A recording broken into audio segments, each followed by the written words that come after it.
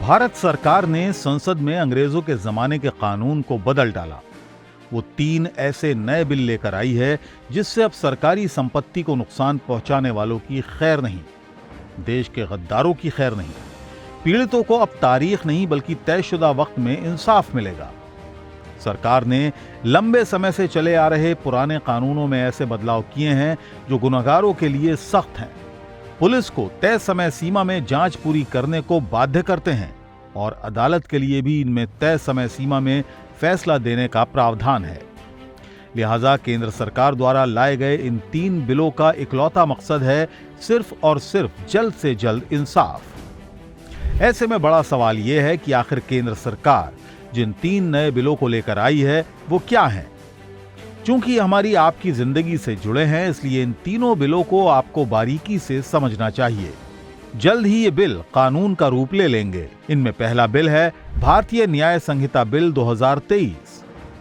समझिए.com की इस रिपोर्ट में इस बिल की एक एक बारीकी को आसान भाषा में समझते हैं। भारतीय न्याय संहिता बिल 2023 ये अपराध साबित होने पर सजा देने से जुड़ा हुआ एक्ट है।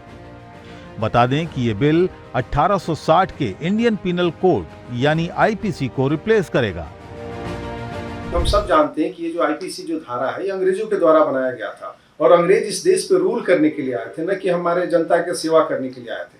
और जब देश आजाद हुआ तो उस समय भी हमारे जो नेतृत्व करते थे उनको इसमें चेंज करने की जरूरत थी, लेकिन उस समय शायद उन लोगों को लगा कि हम इसी कानून को आगे लेके चलेंगे। लेकिन आज का जो डिमांड है, जो नॉलेज सिस्टम, जो हमारे देश की अर्थव्यवस्था बढ़ते जा रही है और जिस प्रकार की चुनौतियाँ आ रही है और जिस प्रकार से पूरे हाई कोर्ट में, लोअर कोर्ट में, सुप्रीम कोर्ट में जिस प्रकार से लोग सफ़र कर रहे हैं, तो मुझे लगता है कहीं न कहीं वो आईपीसी का जो धारा है उसमें अगर हम परिवर्तन नहीं करेंगे तो शायद वो हम जस्टिफाई नहीं कर सकते हैं। और उसी को ध्यान में रखते हुए केंद्र सरकार आज की इन सब चीज़ों को चेंज कर रही है। आईपीसी में पहले 511 धाराएं थीं, लेकिन नए कानून के तहत अब भारतीय न्याय संहिता में 356 धाराएं होंगी। पुराने कानून की 175 धाराओं में बदलाव के साथ इसमें 8 नई धाराएं जोड़ी गई हैं। साथ ही पुरानी 22 धाराओं को खत्म कर दिया गया है। नए बिल में राजद्रोह को अपराध की श्रेणी से बाहर रखा गया है। राजद्रोह की जगह इसमें देशद्रोह का प्रावधान किया गया है। नए कानून के तहत अगर कोई भी नागरिक देश की अखंडता, एकता और संप्रभुता को नुकसान पहुंचाएगा तो वो आतंकवाद की श्रेणी में गिना जाएगा। इसके अलावा जो कोई भी स्टेट के खिलाफ युद्ध छेड़ने या युद्ध छेड़ने के इरादे से व्यक्तियों को एकत्र करता है, हथियार या गोला बारूद इकट्ठा करता है या युद्ध छेड़ने की तैयारी करता है, उसे न्यूनतम 10 साल और अधिकतम आजीवन कारावास की सजा होगी। साथ में जुर्माने का भी प्रावधान है।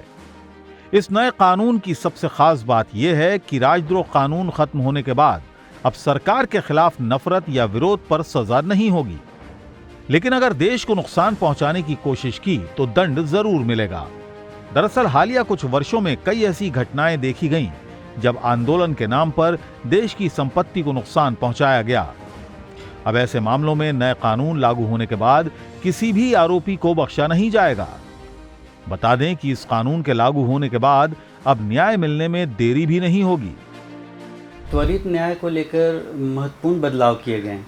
3 दिन के अंदर एफआईआर अनिवार्य किया गया है। मजिस्ट्रेट के लिए 14 दिन के अंदर उनको संज्ञान में लेना अनिवार्य किया गया है। 90 दिन के अंदर चार्जशीट फाइल करना अनिवार्य किया गया है और 0 एफआईआर का कंसेप्ट भी इंट्रोड्यूस किया गया है, जिसमें कोई भी व्यक्ति किसी भी थाने में जाकर एफआईआर या शिकायत दर्ज करा सकता है और 24 घंटे के अंदर वो संबंधित थाने में ऑटोमेटिकली वो ट्रांसफ़र हो जाएगा। आम लोगों को इंसाफ के लिए भटकना ना पड़े, इसके लिए देश में कहीं भी 0 एफआईआर दर्ज करवा सकेंगे। इसमें धाराएं भी जुड़ेंगी। अब तक 0 एफआईआर में धाराएं नहीं जुड़ती थीं। 15 दिन के भीतर 0 एफआईआर संबंधित थाने को भेजनी होगी। छोटे छोटे मामलों और 3 साल से कम सजा के अपराधों के मामले में समरी ट्रायल किया जाएगा। इसमें सेशंस कोर्ट में 40% से ज्यादा मामले खत्म होने की उम्मीद है।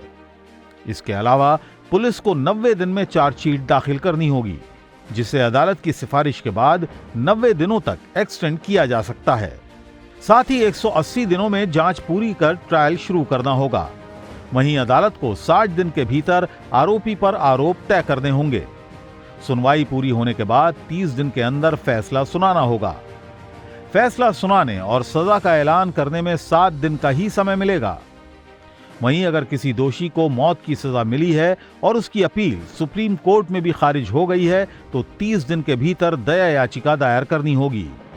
यहां एक बात और भी समझना जरूरी है कि मौजूदा कानून के तहत दर्ज केस जो पेंडिंग है उस पर क्या असर होगा। क्या नए कानून सिर्फ नए मामले में लागू होंगे? आइए जानते हैं।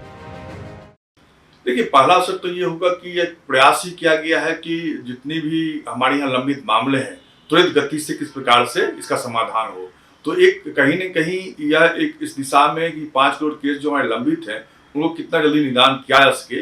लेकिन जहां तक यह मामला है कि क्या नए मामले पर लागू होगा या पुराने मामले पर ये लागू होगा, स्वाभाविक तौर से जो विधिगत मामले हैं वो प्रोस्पेक्टिव होंगे, न कि रेट्रोस्पेक्टिव होंगे, जो कि हमारे फंडामेंटल राइट्स में या भाग 3 में स्पष्ट रूप से कहा गया है कि कोई भी कानून जो बनेगा वो प्रोस्पेक्टिव बनेगा, रेट्रोस्पेक्टिव नहीं बनेगा। नए बिल में छोटे मोटे संगठित हमले को भी गंभीर अपराध की श्रेणी में रखा गया है। वहीं मॉब लिंचिंग जैसे अपराधों के लिए उम्र कैद या फांसी के साथ ही जुर्माने का भी प्रावधान है।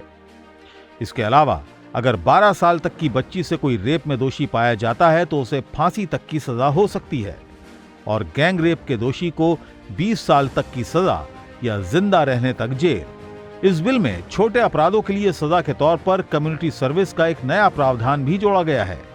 यानी इसमें मानहानि, आत्महत्या के लिए प्रयास, सार्वजनिक नशा जैसे अपराधों के लिए सामुदायिक सेवा को दंड के तौर पर शामिल किया गया है।